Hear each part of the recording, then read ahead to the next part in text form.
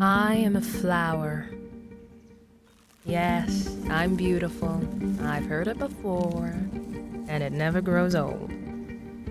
I'm worshipped for my looks, my scent, my looks.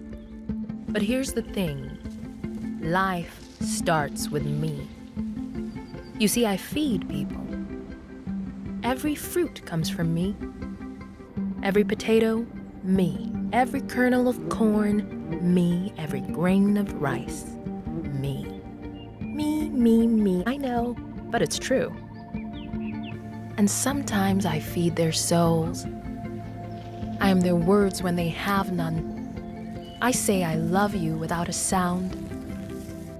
I'm sorry without a voice. I inspire the greatest of them. Painters, poets, pattern makers, I've been amused to them all.